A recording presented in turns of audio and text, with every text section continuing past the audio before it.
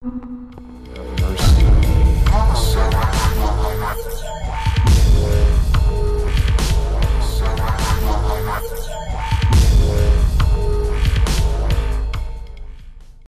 suroom agay, ушул биринчи өзүңүздү мындай эми сизди бардыгы эле тааныйт коомчулук. Бирок дагы бир эле кайсы жердин колунда болосуз, бир эле тааныштырып койсоңуз. Мен Аккулов Абдыжаппар Ураимович, Ош мамлекеттик университетинин азыркы учурда квалификацияны жогорулатуу институтунун директорумун. Токой инженери, географ, геоэкология боюнча адисмин. Ош мамлекеттик университетинде 1990-жылдардан бери ошол иштеп дагы окуп дагы ушул жерде келатабыз. Өзгөн районунун Жалпакташ айыл аймагы бар, Курбуташ деген айылда туулуп өскөм. Биринчи билимди ошол Россиянын Тула областында Токойжарда адис болуп, ал жактан бүттүм. 90-жылы бул жерде география факультетине тапшырып, 94-жылы бүттүк. 2002-жылы ошол Кыргызстандын түштүгүндөгү Токой ресурстарын сарамжалдуу пайдалануу жана коргоо маселелери деген темада кандидаттык диссертациямды жактаганмын. Азыркы учурда ошол Ошмонун табияттануу жана география факультетинин кыргыз-түрк факультеттеринин доцентимин. Мен Ошмого 1990-жылы ошол география факультетине окууга тапшырдым. 94-жылы бүтүп 95-жылы аспирантурага окууга өттүк. Параллельно ошол табияттануу география факультетинин физикалык география кафедрасында лаборант, кабинет башчы, кафедра башчы, декандын орун басары болуп иштедим. 2004-жылы Ош мамлекеттик университетинин Бириккен профсоюз уюмунун төрагасы болуп шайландым. 2009-жылы экинчи мөөнөткө кайра шайландым. 2014-жылы ошол 3-чү мөөнөткө кайра шайланып, мен Ош мамлекеттик университетинин Бириккен профсоюз уюмун толук 15 жыл жетектедим. Бул аралыкта Ош областтык билим жана илим кызматкерлеринин профсоюзунун президиум мүчөсү болдум. Ушул тапта дагы ошол мүчөсүмүн. Анан профсоюздардын Ош областтык кеңешинин пленумунун мүчөсү болдум. Профсоюзда иштеген жылдары ошол Ош мамлекеттик университетинде негизинен бул социалдык жанагы өнөктөштүк программасы менен мен университеттин 4 ректору менен иштешип турмун. Академик Бектемир Мурзубраимов, профессорлор Мухтар Орозбеков, Каныбек Исаков, Кудайберди Капаралевич Кожобеков менен иштештим. Мына мен эми башка жумушка өткөндүгүмө толук 1 жыл болду профсоюздан кеткениме. Бүгүнкү күндө бул жерде иштеп атам.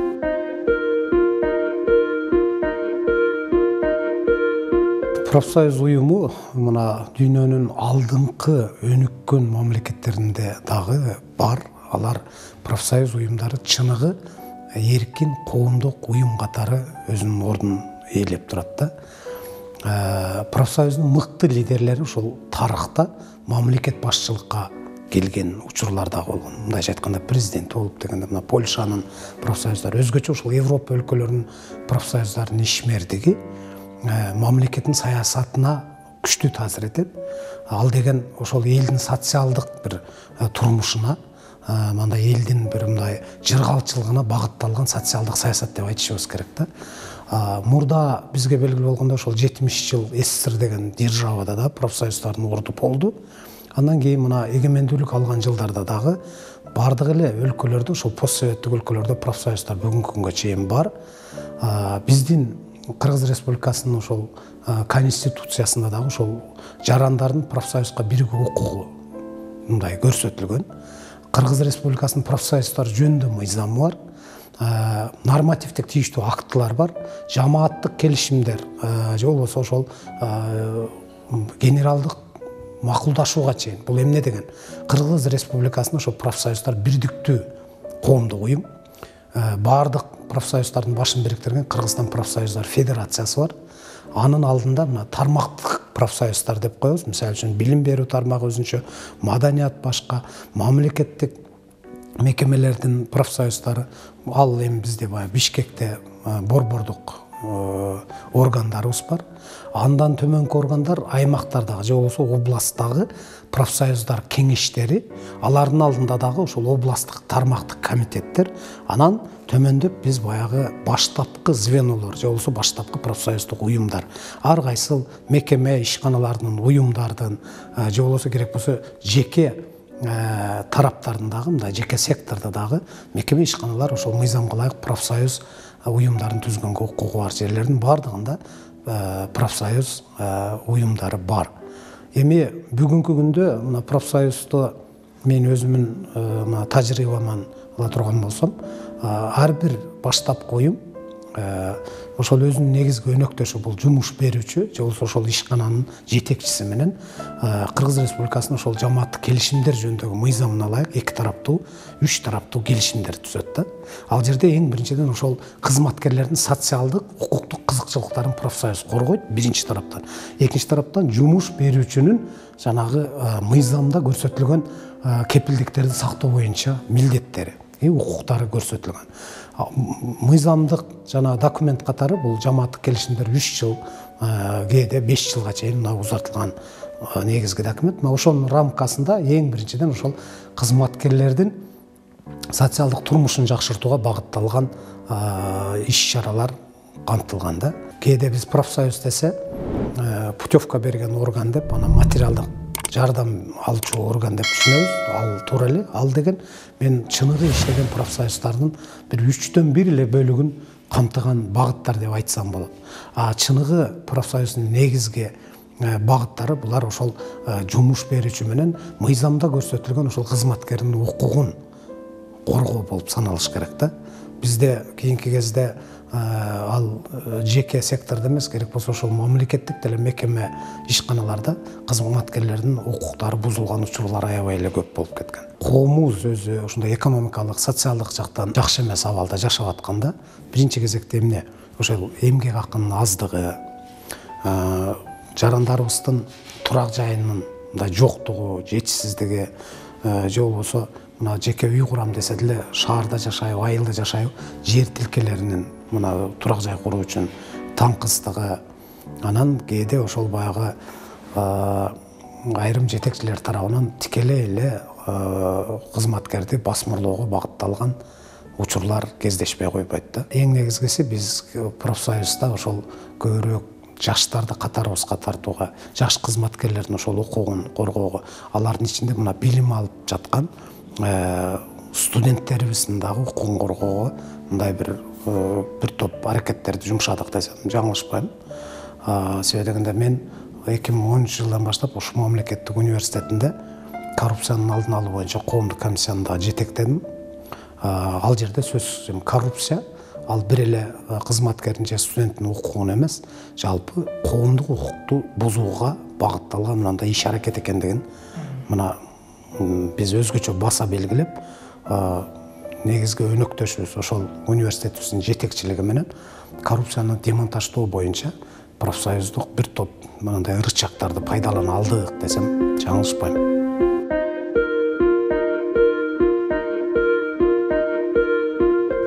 Биз эми Кыргызстандын профсоюздардын акыбалы бүгүн бардыгыбызга эле мындай белгилүү болуп калды. Профсоюздун эң жогорку эшелонунда отурган биздин жетекчилерибиз, мен көп учурда профбостор деп дагы айтып жүрөм. Мына жогорку кеңешке чейин маселе көтөрүлүп атпайбы? Бизде эми жогорку кеңеш бул бийликтин Кыргызстанда бир бутагы. Демек, маселебиз ошол жерде каралып аткан болсо, профсоюздардын иши бүгүнкү күндө жакшы эмес деп эле айтышыбыз керек. Мен кээде ошол мына жогорку органдарга чейин түрдүү жыйындардын, президиумдардын, пленумдардын, анан съездерибиздин делегаты катары барып дагы көп эле жолу айтып жүрдүм. Бизде профсоюзда ушундай абал түзүлүп калганда эшек иштейт, ат жейт. Мен бул айтканым, төмөнкү звенолор, профсоюздар жакшы жаманбы элге жакынбыз. Мына биздин кабинеттерибиздин эшиги тынбайт. Мына соңку мезгилдерде 15-жылдан бери менин эсимде турак жай маселесин ушул жеңилдетүү багытында өкмөттүн баягы жеткиликтүү ипотека деген 2015-2020 деген программасы кабыл алгандан менин эсимде ошол Ош мамлекеттик университетинде соңку бир 3 жылдын аралыгында 141 адамга мамлекеттик мына ипотека менен турак жай алып бердик. Бир мекеме ишканада. Анан муниципалдык ипотека силерге деле белгилүү, жана Ош шаарындагы 10-жылда когулангандан кийин ошол Ош Жалал Абад шаарларынын калыбына келтирүү дирекциясы тарабынан мына курулган турак үйлөр көп кабаттуу. Аларды баягы ошол Ош окуясынан жабыркагандарга берди, бир 600 үй. Ашып калган ошол турак жайларды мамлекеттик мекеме ишканалардын кызматкерлерине берилсин деген идея менен биринчи биз чыкканбыз, ошо профсоюздар. Ошонун аркасынан мына 300дөн ашык квартира берилди да. Мына ошол камсыздоо мындан тышкары мына Кеңсай массиви бар Ошто. Ошол жерде жер тилкелери берилгенде дагы ар кайсыл мекеме ишканаларга атайын квотага ылайык берилген. Мен билем ошол 105 жер тилкеси Ош мамлекеттик университетинин кызматкерлерине бөлүнгөн да. Мына ушул маселелерди карап келип, мен жана айтып аткан анын жыйынтыктарын биздин үстүнкү жогорку органдарыбызга сунушуп беребиз да. Маселени тигил же бул форматта андан ары чечиш керек. Керек болсо ошол жергиликтүү бийликке мен эмес, менин жогорку органым, биздин башыбызды бириктирип турган областтык профсоюз комитеттери, анын үстүндө Ош областтык профсоюздар кеңеши, ошол губернатор менен же болбосо аким райондордун, же болбосо шаардын мэрлери менен түз иштешиш керек. Профсоюздарда монондой сунуш болуп атат, мына ошону бир камсыз кылып бергиле, маселени чечүүгө, көмөк көрсөткөнгө жардам бергиле деп. Тилекке каршы ошол жанагы төмөнкү звенолордун сунуштары, баягы идеялар ишке ашпай калып атат да. Мына жогорку органдарга барган сайын эле баягы тормоздолуп, андан ары жылбай калган учурлар көп. Борбордо отурган ошол баягы тармактык комитеттерибиз. Андан тышкары ошол Кыргызстан профсоюздар федерациясы өкмөт менен тең ата жанагы эки тараптуу генералдык макулдашууну түзөт да. Мына Кыргыз өкмөтү эмнеге милдеттенет, эмнеге укуктары бар. Экинчиден Кыргызстан профсоюздар федерациясы ошол жалпы элдин профсоюз мүчөлөрүнүн укуктук кызыкчылыктарын коргоо боюнча кандай укуктары бар, эмне милдеттери бар деп. Тилекке каршы Кыргыз Республикасынын өкмөтү менен Кыргызстан профсоюздар федерациясынын биргелешкен иши жөнүндө монол болду деп айтыш кыйын болуп калат. Себеби дегенде биздин ошол профсоюздардын федерациянын жогорку органында, мына ошол эле президиумунда бейрагы дегенде ошол 3 жыл 4 жылдан бери жанагы интригалар токтобой, чыр-чатактар болуп келатат. Соңку жылдары ошол жогорку кеңештин депутаттары тарабынан, профсоюздун деле ошол алдыңкы мындай бир кызматкерлер тарабынан буга чейинки ошол профсоюздар жөнүндөгү Кыргыз Республикасынын мыйзамын өзгөртүү демилгеси көтөрүлдү. Мен буну туура деп ойлойм да. Ал жерге профсоюздардын мыйзамы өзгөрүш керек болчу. Өзгөртүүлөр кире турган болсо, чындап профсоюздардын пайдасына мындай иштей турган мыйзам кабыл алыныш керек эле. Тилекке каршы ал жерде ошол баягы кызыкчылыктар профсоюз тарабынан дагы баягы жеке өздөрүнүн кызыкчылыктарын биринчи планга коюп, баягы каршылык көрсөтүүгө аракеттер болду да. Себеби дегенде дейт, эгер профсоюздардын мыйзамы өзгөрүп кетсе, эл аралык уюмдар, баягы ВСП плюс, башкалар, тиги конфедерациялар, дүйнөлүк мына профсоюздар биз менен мамилени үзүп коет деген, ал мындай абсурд. Мен мындай эле айтат элем. Профсоюздарды жөнүндөгү мыйзамды өзүбүз өзгөртүп демилгелеп аткандай, биздин шартта, Кыргызстандын шартында профсоюздун ар бир мүчөсүнө бир мындай жардамы тие турган, пайдасы тие турган мыйзамды кабыл алуу биздин эле колубузда. Ошон үчүн биринчи кезекте профсоюздар өздөрүнүн сунуштарын берип, жогорку кеңештин профилдик ошол тийиштүү комитеттери макулдашып, сопсонун эле мыйзамды өзгөртүп койсо болот да. Мен ушул түшүнбөй койдум да. Биздин айрым профсоюз жетекчилерибиз караманча каршы болуп туруп алды. Мыйзам өзгөрбөш керек. Конституциябыз өзгөрүп аткандан кийин, бул деген жөнөкөй гана мыйзамды эмнеге өзгөрбөш керек? Бүгүнкү күндүн, бүгүнкү жашоонун талаптарына ылайык профсоюз мыйзамдары өзгөртүү маселеси бүгүн дагы актуалдуу бойдон турат, акырына чыга элек да.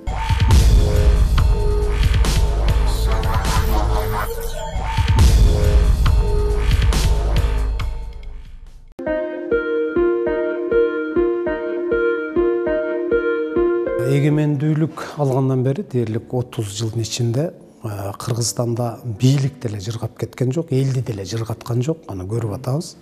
Бизде коррупция ушунчалык гүлдөп кетти. Балык башынан сасыйт деген сөз бекерден эмес. Бүгүн дагы мынакей жакшы, жаңы үмүт менен жаңы президентти шайлап алып отурабыз.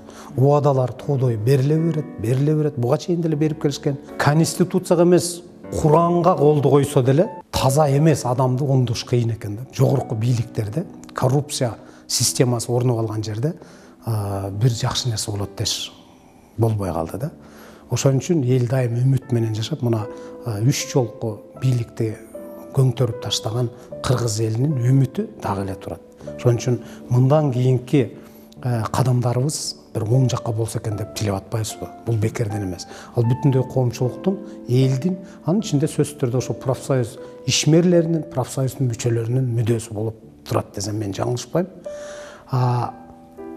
Эмне үчүн мына профсоюздар бүгүн жанагындай жаманаттуу болуп атабыз да? Трагедия ушул бийлик тармактарынан кем калбай, коомдук уюмдарда, анын ичинде профсоюзда дагы ушул коррупция гүлдөп өсүп бара турган жерде эле калбай калгандай акыбалга келип калгандыгында болуп атат да. Профсоюзга ошол СССРден калган, жанагы СССР мезгилинен калган баалуулуктар көп нерсе, ошол мүлктөр, кыймылдуу, кыймылсыз мүлктөр, жерлер, бул эбегейсиз чоң байлык экендигин мына бардыгыбыз билебиз да. Тилекке каршы анын бир мындай бирдиктүү инвентаризациясы, тем более баягы коомго ачык алып чыккан маалыматы болгон жок да. Бардык нерсе ошол жашыруун. Мен жана айтып атпаймынбы, эшек иштейт, ат жейт деп. Төмөнкү профсоюздар биз ар бир кызматкерден, мына профсоюзга мүчө болгон кызматкерден 1% эмгек акысынан алып, тамчылатып отуруп өзүбүздүн бюджетти түзөбүз. Кайсы бир бөлүгүн жогорку органдарга чегеребиз да. Жоболор, уставтар, мыйзамдар ошону талап. Кызыкчылыктардын айынан мен жана айтып аткан ошол профсоюздун жогорку органдарында отурган биздин жетекчилерибиз мыйзамдын мындай бир бирдиктүү болушуна каршы болуп атат да. Мен айтат элем, профсоюзда күчтүү вертикаль болуш керек да. Бирдиктүү профсоюз болгондон кийин биз өкмөттүн алдында жанагы өкүлүбүз катары Кыргызстан профсоюздар федерациясын таанып аткандан кийин ошол орган биздин башыбызда туруш керек. Тилекке каршы Кыргызстан профсоюздар федерациясынын алдындагы жана мен айтып аткан тармактык профсоюздар дээрлик ага баш ийбей турган акыбалга. Ар кимдин өзүнүн уставы бар. Уставка каалагандай нормаларды кийгизип алган. Өздөрү ошол креслолордо отуруп бир жакшы кызматтарды. Теги проблема Чаткалда болобу, Чоңалайда болобу, же Нарында болобу, барып көрбөгөн тармактын жетекчилери ошол төмөндөн чегерилип келген баягы мүчөлүк акылардын эсебинен. Экинчиден өзүнүн карамагындагы жанагы мүлктөрдү, мына пансионат, курорт, санаторийлерди чекеден баягы имараттарын сатып, же болбосо жерин кертип сатып отуруп, төмөнкү звенодогу иштер менен таптакыр иши болбой калган. Мен бир конкреттүү мисал катары айтып коеюн. Алыска барбайлы. Мына Ош шаарында бир кездерде ошол Ош эс алуу үйү, Ош пансионаты бар эле. Азыр деле бар. Бирок мурдагы документтер боюнча 30 гектарга жакын аянтынан бүгүн мамлекеттик акты баягы жерге ээлик кылуу 21,5 гектарга түшүп калган да. Себеби дегенде мына ошол мамлекеттик актын алганга чейинки аянттарды сатчусу сатып, ал жер дагы, имараттар дагы кесилип отуруп, бүгүн 21,5 гектар калып атат. Где-то 14-жылдары экен, 12-14 жылдары анын дагы 2 гектарын сатып ийип атышат. Жең ичинен эч кандай мен буга караманча каршы турганмын. Бул боюнча ошол соттук процесстер жүрдү. Маселе ошол туура эмес сатылгандыгы аныкталып, азыр ошол 2 гектар жер артка кайтарылган. Баягы жер тилкелерин сатып алган адамдар, профсоюздун жалаң областтык чиновниктери өздөрүнө ыйгарып алган көпчүлүгү. Бүгүнкү күндө факты жүзүндө жанагы кайтарылган менен, бирок ал жерде жана мыйзамсыз курулуштар, турак үйлөр курулуп кеткен. Буга ошол экотек инспекция башка мына бийлик органдары көңүл буруш керек да, көңүл буруш керек.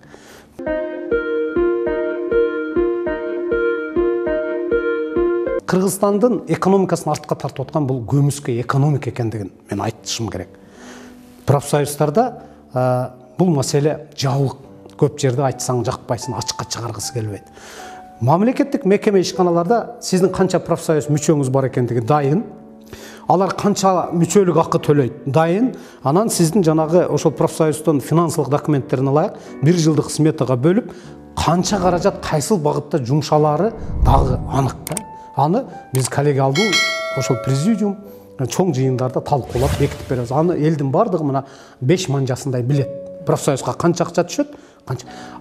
Бул нерсе ошол баштапкы уюмдарыбызда белгилүү дагы, бизден жогорку органдар барган сайын эң жогорку органга барганда туп-туюк болуп эле, баягы жумурткадай болуп, кыры жок, кайсыл бюджет каяктан келип атат, кантип түзүлүп, анан анын чыгымы кандай болуп аткандыгы жөнүндө үстүртөн дайыма жылмаланган маалыматтарды бизге берип келди да. Мына ушунун туура эмес экендигин мен бүгүн дагы айтам. Анан эми жеке секторго өтө турган болсок, акционердик коомдор бар. Ар кандай бүгүн фирмалар бар. Кээсинде ошол профсоюздук жанагы уюмдары бар да. Анан жана мен айтып аткан бүгүн биздин Кыргызстандын ар бир жараны мамлекеттик жумушта иштебеген менен өзүнүн тиричилигин дыйкан, мал багып, бери дегенде ошол такси айдап, түнү күнү официант болуп, ресторан, кафелерди жанагындай уборка кылып тазалап жүргөндөрдүн бардык иш менен алек болуп атпайбы? Тачки түртөт, араба түртөт дейли. Күнүнө мына арабаны алат, бир 200 сомго арендага ала турган болсо, бир 600 сом же 1000 сом тапса, чөнтөгүнө чыгып атпайбы? Ошол адамдарды биз официалдуу түрдө жумушсуз деп коебуз, бирок ал жумуш менен алектенип атпайбы?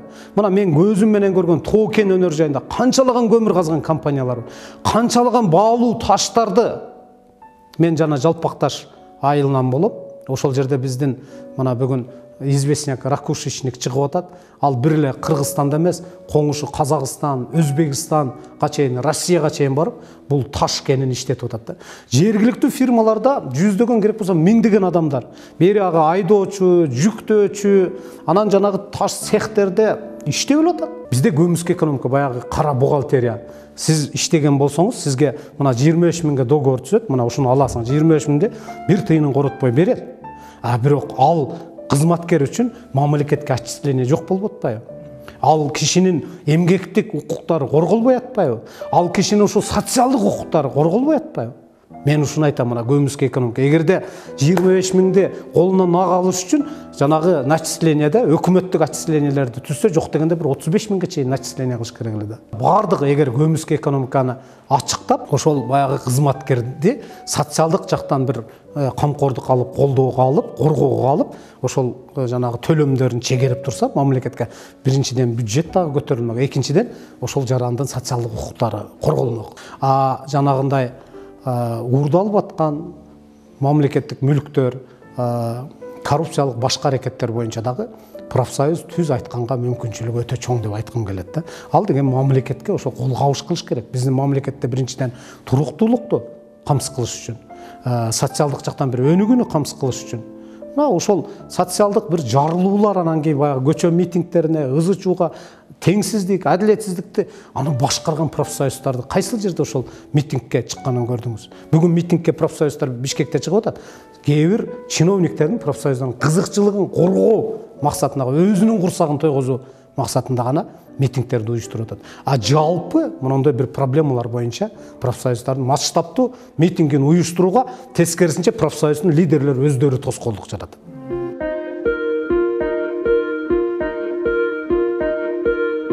Профсоюздар бизде дайыма мындай демилгечи болуш керек да. Бизде мыйзамыбызда ошол профсоюздар жөнүндө мыйзам, мен жана айтып атпаймынбы, конституцияда бизге берилген укуктарга элдин чыныгы өкүлү биз болушубуз керек.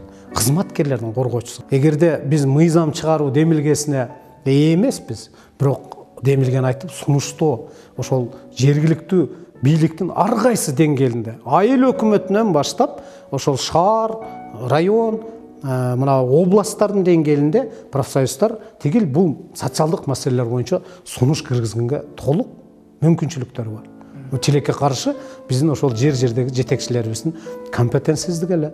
Бизде адатта кандай профсоюздун жетекчилигине ошол жумуш берүүчүнүн негизи бир жакыны, анан баягы тили кыска, мүмкүн кээде ошол жетекчинин чөнтөк профсоюзу болгонго ылайыктуу адамдар болушу аларга көбүрөөк мындай керек да. Профсоюздун жетекчисин ошол кичинекей уюм дебестен, жогорку уюм дебестен шарт мындай шайлоодо, тандап алууда эң биринчи профсоюздун мүчөлөрүнүн дагы бир ой пикири, конкреттүү позициясы болуш керек. Биз бүгүн элди күнөөлөп коюп атпайбызбы? Мына кандай депутат шайласа эл күнөөлүү, кандай президент шайласа эл күнөөлүү дегендейчи. А профсоюздарда деле ошол нерсе бар. Кандай профсоюз лидерин өзүнүн мекеме ишканасынын жетекчиси кылып, мындай профсоюздук жетекчиси кылып шайлап алат, ал катардагы профсоюз мүчөсүнөн дагы көз каранды экендигин мындай билишибиз керек да. Анан биздин жетекчилер айтты, ошол киши жылдырып койгон киши болот дегенге тилекке каршы жол берип аткан уюмдар аябай эле көп. Профсоюздун кадыры ошондон кетет. Эгерде профсоюздун лидери чындап элдик баягы лидери болуп профсоюздун ишин алдыга жылдырып, ошол иш берүүчү менен жетекчи менен тең ата талашып иштешсе, аны бир жолу, эки жолу, үч жолу шайлай берет. Ал профсоюздун мыйзамында бир эле срок деген нерсе жок. А эгерде иштебей ошентип жанагындай тескерисинче жетекчи менен биригип алып туруп профсоюздун мүчөлөрүнүн укугун депселеп аткан болсо, аны мөөнөтүн күтүп отурбай эле жылдырып четтетип койгонго, ошол эле профсоюздун эң күчтүү органы бул жалпы жыйын да. Аны инициировать этип, жана топтолуп маселени койсо болот. Ошондуктан бүгүнкү баягы профсоюздун жалпы ишмердиги боюнча кабардар болгон өзгөчө жаштардын иренжип атканына мен бир жак аябай кейим. Профсоюз өтө жакшы, мындай керектүү уюм экендигин түшүнбөй атат. Билгиси келбей атат. Себеби дегенде бүгүнкү биздин профсоюз жетекчилеринин жанагы бири-бири менен ошол өзгөчө жогорку органдарыбызда келишпестиги, тирешип аткандыгы, талашып, соттошуп аткандыгы бул кыйла профсоюздар жөнүндө терс пикирлерди жаратып койду.